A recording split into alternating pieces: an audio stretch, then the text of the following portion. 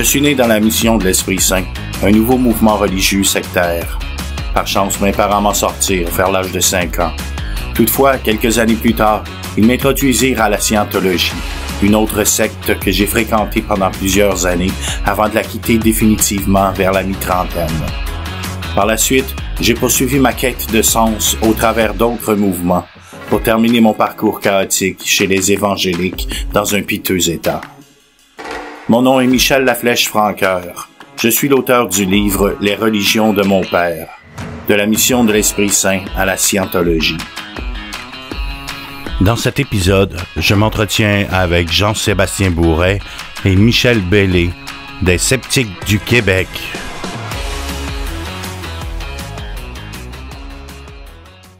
C'est parce que n'importe qui peut prêcher sa propre doctrine dans l'Église.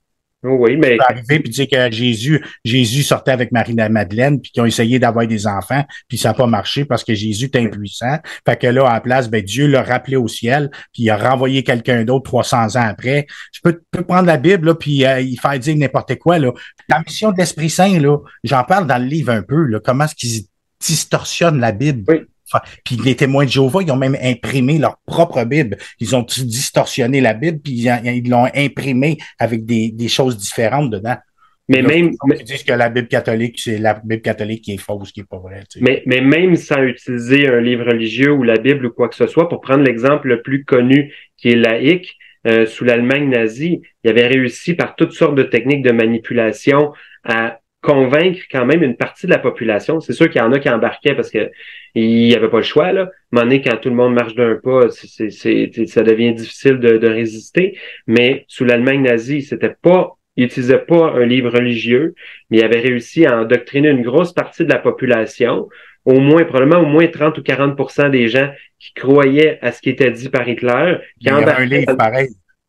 Oui, il y avait un livre, Mein Kampf. Oui, je sais qu'il y avait son livre. C'est devenu sa Bible à lui, c'était son... C'est devenu sa Bible, mais ce que je veux dire, c'est que tu n'as pas besoin d'une religion pour endoctriner un paquet de monde. Tu as besoin d'avoir juste une machine de propagande, d'avoir certains outils. C'est une personne charismatique. Tu peux embarquer plein de monde dans une idéologie.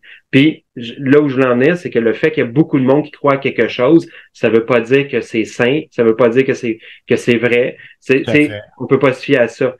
Puis ça s'est pas limité des dérives sectaires. Je sais pas si c'est le mot qui serait utilisé pour parler de l'Allemagne nazie, mais ces espèces de à un moment donné que le monde s'emporte puis qu'ils sont déconnectés de la réalité puis ils embarquent dans des idéologies super dangereuses.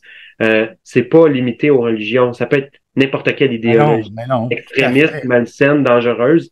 Des spécialistes des sectes, là, comme il y en a une, elle s'appelle Anja Lalich, c'est une spécialiste aux États-Unis. Elle, son groupe duquel elle est sortie, c'est un groupe politique. Je pense que c'était le groupe de Lyndon LaRouche, un gars qui s'est présenté une dizaine de fois là, pour devenir président des États-Unis. Puis il y avait une secte là, qui avait l'emprise sur ses membres, les gens. Là, c'était un groupe politique très puissant.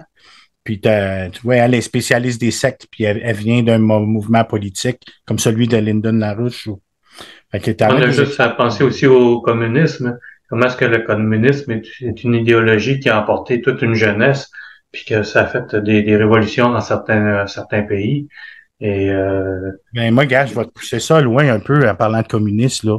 Alors, regarde avec le FLQ, là. La gang du FLQ, puis qu'est-ce qui est sorti aujourd'hui avec sa chaîne de Radio-Québec, Alexis Cossette-Trudel, qui a gardé la même genre d'idéologie qui est venue de ses parents quand ils sont en allés à Cuba, qui sont exilés dans le FLQ. Je connais pas trop l'histoire du Québec, là, qu'est-ce qui s'était passé. Ils avaient enlevé un ministre, puis c'est la même chose. Là, ils étaient un petit groupe de 3-4, puis ils se sont crinqués entre eux. Ils en sont venus au point d'enlever le ministre puis de le tuer, là. Il a fallu que l'armée débarque carrément dans les rues. Puis quand il était pas nombreux. Mais il était très... tout petit, mais un secte, ça peut être 2, 3, 4 personnes, puis il va faire de la merde. Regarde la gang à Charles Manson aussi. Ils étaient pas beaucoup, puis ils ont tué plein de monde. Mm-hmm. Puis qu'est-ce que je voulais dire, ça peut pas avoir l'air poussé un petit peu, mais quand tu analyses un petit peu les chaînes de pensée d'Alexis Cossette-Trudel, ça vient de la famille, là, dans une certaine mesure, je suis certain, là. C'est pas un cas que j'écrirai pas un livre là-dessus. Non, je pense pas qu'on le connaît. En tout cas, moi, je le connais pas. Le cas d'Alexis Cossette-Trudel, je connais pas assez ce qui a été fait par le FLQ, mais c'est sûr que si on embarque là-dedans, là, c'est juste pour là où je voulais en venir, c'est que ce genre de problème-là ne se limite pas aux religions. C'est là où je voulais en venir. Mais après ça, trouver des exemples spécifiques, là, on aurait pour, on pourrait des années. Le véganisme. Il y en a une qui est morte encore hier, avant-hier, là. Une véganiste extrême, elle est morte parce qu'elle mangeait 15-20 calories par jour dans des légumes, elle mangeait avec des légumes. Elle est morte. C'est rare, ça, par contre. Je crois que c'est rare que le véganisme tue. Il y en a un, sûrement que vous le connaissez, Thierry Casanova. Il y a eu 600 plaintes au Miviludes français, qui est le département d'État qui veille aux dérives sectaires là, avec la loi Abou-Picard. Là. Le gars, lui, il vendait des machines à jus. Okay. Le véganisme puis le crudivarisme. Oui. Puis il faisait les gens arrêter de prendre leurs médicaments puis se guérir au travail de jeûne. 600 plaintes qu'il y a eu en France. Là, le gars est en prison. Là. Mais 600 plaintes, c'est pas n'importe quoi. Là. Il y en avait embarqué. Je sais pas combien il y avait de monde sur sa chaîne YouTube qui le suivait là, religieusement à chaque nouvelle vidéo. Puis... Mais le fait, ce que tu dis là, je crois pas que c'est un élément central de la doctrine végane d'être dans un mode de vie hypocalorique, de chercher à manger pas de calories. Ça, j'associerais pas ça au véganisme à la base. Peut-être que la personne. Non, mais je veux dire, on parlait de secte, on parlait d'une idéologie qui peut être transmise. Ben là, la personne. Thierry Casanova, tu sais, c'est le charismatique là, qui amène ses idées, puis il parle tellement facile, il a de la gueule plus que moi, tu sais, moi quand je parle, mais lui là, tu sais, c'est une personne qui a beaucoup d'attrait, puis il a un charisme, puis il s'entoure il vit comme dans une espèce de commune où ce que des gens viennent chez eux faire des jeûnes, puis les supervisent, puis il y a une espèce d'emprise sur ces gens-là. C'est lui qui les convainc, arrête de prendre tes médicaments, on va arrêter de manger en même temps, tu vas boire juste de l'eau pendant 20 jours, tu sais. C'est lui là, qui les amène dans ces dérives-là. C'est sûr que de diaboliser la nourriture, que ce soit pour soi-même dans des contextes anorexiques et des choses comme ça, ou que ce soit pour un groupe, de diaboliser la nourriture et d'idéaliser le jeûne, c'est problématique d'encourager les gens, comme tu dis, à ne plus prendre leurs médicaments puis à passer des périodes prolongées sans manger. C'est pas l'idéal pour le jugement, là. Tu sais, je fais juste m'imaginer quelqu'un qui arrête de manger, qui se met juste à boire de l'eau pendant des jours. À un moment donné, tu sais, le cerveau a quand même besoin de glucides, ça a quand même besoin de fatigue mentale, tu perds quand même l'équilibre. J'en ai déjà fait des diètes parce que je me trouve gros. Quand tu manques de calories, tu le sens, là. Mais tu commences à ce que je veux dire, c'est que ça doit pas être l'idéal pour penser clairement. Réfléchir, mais non. Réfléchir, parce que le cerveau, ça demande tellement d'énergie que tu manges plus pendant des périodes prolongées. À un moment donné, tu dois, même si tu hallucines pas, tu peux halluciner, mais même si tu n'as pas d'hallucination, le cerveau, tu dois penser à embrouiller à un moment donné. Fait que je voulais juste faire des liens avec... c'est aussi une forme de contrôle. C'est ça. Tu contrôles ce que la personne mange. C'est aussi tu contrôles comment est-ce qu'elle s'habille. Comme chez les Brahma Kumaris, les gens ils sont tous encouragés de s'habiller en blanc. Puis après ça, on contrôle qu'est-ce qu'ils mangent. On peut pas manger d'ail, pas manger d'oignon, pas d'œufs, aucun produit animalier. C'est terrible. Mais le fait de s'habiller en blanc, c'est quoi le problème de s'habiller en blanc? Qu'est-ce que ça fait? C'est juste, je sais pas qu'est-ce que ça fait, mais c'est le contrôle vestimentaire. C'est tranquillement, si moi je commence à prendre du contrôle sur comment tu t'habilles, contrôler qu'est-ce que tu manges. Après ça, je vais contrôler à quelle heure tu te réveilles, à 4 heures du matin. C'est des choses intimes. Ça sera pas bien long que je vais commencer à contrôler aussi, à être capable de prendre du contrôle sur tes finances. Où tu mets ton argent, qu'est-ce que tu fréquentes. C'est que tu alloues à l'autre personne d'avoir du contrôle sur tes décisions importantes dans ta vie. Ta façon de te vêtir, ta façon de... Je comprends. Tu laisses d'autres personnes dicter ton intimité. Et une fois, comme tu dis, en psychologie, il parle de la théorie de la porte, comment ça s'appelle, dont le pied dans la porte. Hein? Une des théories en psychologie, c'est celle du pied dans la porte. C'est que peu importe par quoi tu commences, pour avoir du contrôle sur une autre personne, ça peut sembler anodin. De dire, tu devrais pas manger. Au début, c'est peut-être qu'ils disent pas, faut pas manger ceci. Ils disent, tu devrais manger plus de ceci, moins de cela. Puis après ça, plus tard, ils disent, non, mais nous, notre groupe, on s'habille de telle façon. Puis comme tu dis, nous, on se lève à telle heure. Nous, on se couche à telle heure. Nous, on fait ça. Nous, on fait des prières. On se lève la nuit pour faire des prières. On se lève la nuit pour faire ceci, cela. Puis là, à un moment donné, il y a une vie qui est tellement, c'est envahissant. déjà t'as cédé du contrôle, mais en plus, tu as le group pressure, tu as la pression du groupe, de tout le monde autour qui agissent dans le même sens, fait que tu es porté d'aller dans le même sens que le troupeau. Puis là, tu as cédé ta volonté à l'autre. Fait que là, c'est là qu'ils vont commencer à te faire des trucs plus extrêmes, là, qui à la base, tu as rentré dans le groupe, c'était contre tes valeurs, puis 3 mois plus tard, ben, tu fais des choses que tu n'aurais jamais faites avant de rentrer là-dedans, là. Pourquoi tu dis que tu es rentré dans le groupe, c'était contre tes valeurs? J'ai pas compris ça. Ben, tu es rentré en scientologie, tu adores tes parents. OK. Jamais tu retourneras le dos à tes parents, puis jamais tu vas dénigrer leurs croyances puis leur droit de s'exprimer par rapport à leurs inquiétudes sur ta sécurité. Puis 3 mois plus tard, ben tu décides que tu veux plus leur parler parce que là, on t'a dit en scientologie que ces personnes-là sont suppressifs, ils vont te rendre malade. Puis si tu es fréquente, tu pourras plus être en scientologie. Là, tu as choisi, après 3 mois plus tard, ben, tu acceptes de plus fréquenter tes parents. Ça, on l'a vu combien de fois? Plusieurs fois en scientologie, ça l'arrive beaucoup. Ce qu'ils disent en psychologie, c'est que plus tu fais des sacrifices importants, que ce soit subir une douleur ou une initiation humiliante, ou plus tu fais des sacrifices intenses, plus parler à tes parents. Mettons, tu décides, hey, la scientologie m'a dit de plus parler à mes parents, je parle plus à mes parents. Plus les sacrifices sont grands, plus la personne a tendance à redoubler de croire encore plus parce qu'elle a fait des grands sacrifices. Elle dit, hey, il y a une partie d'elle-même qui dit, j'ai pas fait tous ces sacrifices. La dissonance cognitive. Ben, c'est la dissonance cognitive qui va embarquer, qui va faire dire à la personne, j'ai pas fait ces sacrifices-là pour rien. Ouais. Donc, il faut que ça soit vrai, ça doit être vrai. Là, tu vas apporter encore plus de valeur à cette nouvelle de la scientologie. Oui, parce que sinon, encore plus dans le... Parce que sinon, ça veut dire que hey, tu as fait ces sacrifices-là pour rien, tu as coupé les ponts avec des proches, avec des amis, avec de la famille, pour rien.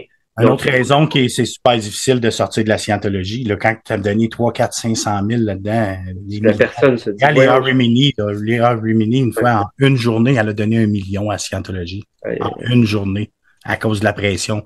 Hey, il y a des gens qui ont donné tellement d'argent là-dedans, du jour au lendemain, tu leur demandes de rejeter ça, puis tu dis, non, j'ai fait une erreur, puis donner mon argent au diable. Ouais. Mais c'est une façon de parler. Non, je comprends. Que t'en as beaucoup qui vont sortir de la scientologie, là, puis ils renieront pas la scientologie. Ils vont dire qu'ils sont pas d'accord avec l'administration qui est là présentement. Léa Rimini, elle l'a dit souvent dans son livre que j'ai lu il y a pas très longtemps. Elle dit au début, là, elle disait Ubar aurait pas fait ça. Ubar est décédé. Là, c'est Miscavige. Puis elle voyait comment est-ce que Miscavige agissait avec elle, puis agissait avec le monde autour de lui. Puis elle disait Ron Ubar aurait jamais fait ça.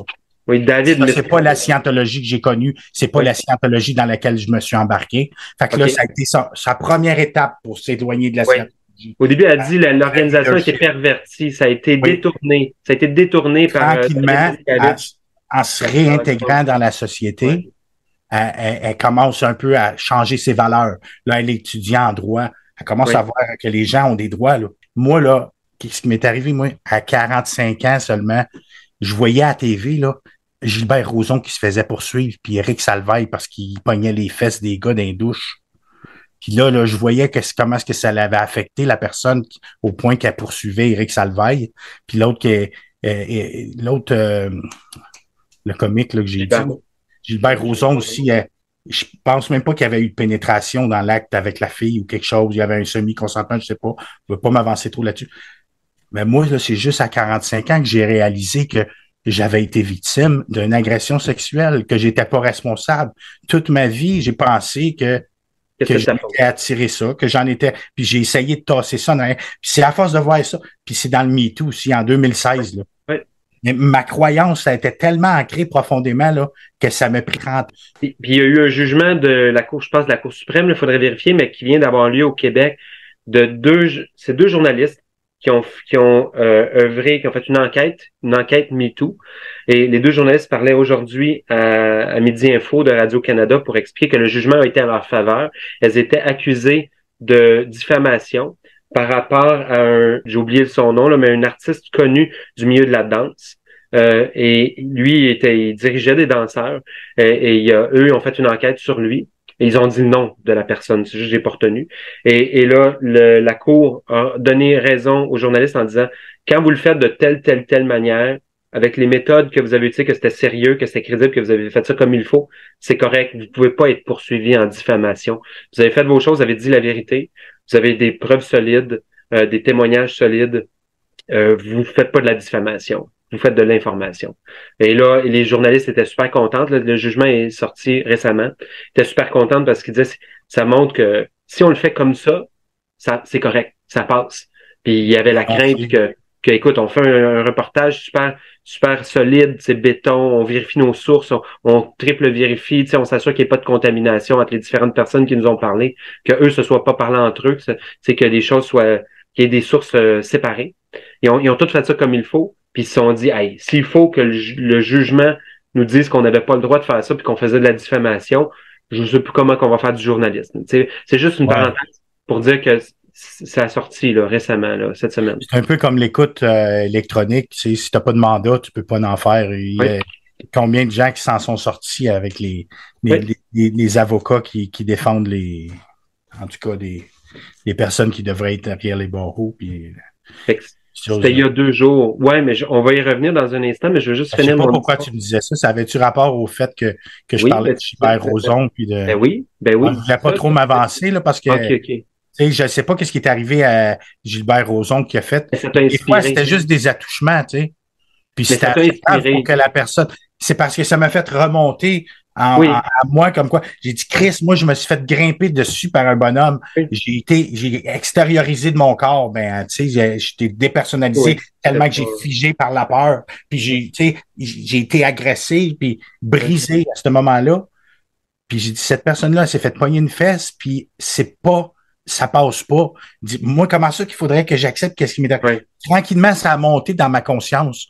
Juste pour te dire comment est-ce que ça peut prendre longtemps avant que Léa Remini réalise aussi que la scientologie, les procédés de scientologie, ils sont de la perversion, puis qu'ils sont dangereux. Parce qu'au début, elle a quitté la scientologie à cause du leadership. Mais un jour, elle va se réveiller, puis elle va voir que Hubbard aussi, c'était un salaud. Elle, quand elle est sortie de la scientologie, elle avait encore plein d'admiration pour Hubbard. Oui. C'est par étapes, ça se fait par étapes. Moi, ça a été la même chose pour les. J'ai sorti de la scientologie, mais du jour au lendemain, j'ai pas arrêté de croire que je m'étais attiré ces choses-là qui m'étaient arrivées. Mais c'est pas évident pour un être humain de se dire j'ai été abusé, je suis une victime, je ne suis pas responsable, il m'est arrivé X, Y, Z, puis c'est pas de ma faute. Parce que c'est une tendance assez naturelle chez pas mal tout le monde. Quand il nous arrive quelque chose, on se dit ben j'ai peut-être un peu de ma faute, j'ai peut-être couru après, quels sont les choix que j'ai faits qui ont amené à cette chose-là de m'arriver. Puis c'est pas évident de se dire. En plus de dire victime, on se fait ridiculiser souvent. Il y a beaucoup de victimisation. Plus aujourd'hui. De moins en moins, mais moi, dans ma famille, je vais te dire que des anciens de la mission de l'Esprit Saint, il y a un petit paquet d'énergumènes qui sont sortis de ça. Puis ils continuent à penser comme ça. Ils sont toujours autant homophobes. Puis aussi, il y a des sujets, tu peux pas parler avec eux autres de ces sujets-là. Puis, combien de fois que j'avais de la fatigue, j'avais des problèmes à réintégrer le marché du travail, puis je me faisais parler comme, donc t'es pas bâti sur un frame de chat, bouge ton cul, puis ça, c'est pas complètement disparu du Québec, là, ces genres de langage-là. Là. Ah non, blâmer la victime, c'est encore courant. Mais Michel Bellé veut parler. Oui, il y a 2 choses. Quand tu parlais des victimes, il y a 2 tendances. Tu as la tendance à essayer de se trouver coupable, mais tu as aussi la tendance qui est très forte chez certaines personnes, pas les mêmes, mais de mettre toute la faute sur les autres. Oui. Et si on regarde, par exemple, les revendications de certains groupes présentement, ils sont très forts en disant que oups, c'est la faute de l'homme blanc, c'est la faute de tel-ci, c'est la faute des colons, c'est la faute de ci, de ça, sans regarder qu'est-ce qu'ils ont fait eux autres pour amplifier leurs problèmes ou ne pas le régler. Ouais. Tout à fait. Il y a des gens qui se victimisent au bout puis ils se servent de ça. Oui. Là où je voulais en venir, c'est que c'est tout un défi mental, tout un défi pour l'esprit humain de faire comme, OK, ceci dans ma vie, j'en suis responsable, de faire la part des choses. Oui. De ceci, X, Y, Z, A, B, C dans ma vie, ça, c'est de ma faute, c'est moi qui est responsable. Puis C, D, E, F, ça m'est arrivé, mais j'ai pas couru après, c'est une malchance. Ça m'est tombé dessus. Et c'est tellement facile en fait, c'est dur de démêler. Une grande barre. Une grande part de personnes, là, excuse, mais une grande part de personnes prendront même pas le temps de le démêler, là. Ben, On dit le passé reste en arrière, puis là, ils vont tout faire pour juste regarder vers l'avenir, puis essayer de vivre juste leur moment présent, puis d'oublier, puis d'effacer leur passé. Ouais. Puis ça, les sectes sont tellement bonnes là-dedans pour te faire dissocier de ton passé puis de ton trauma, puis vivre juste ton moment présent, puis penser juste positivement à qu'est-ce qu'il y a en avant de toi. Et beaucoup de monde ne veulent pas aller voir leur bébite là, en arrière. Là. J'en conviens. Ils vont évoluer toute leur vie avec leurs blessures.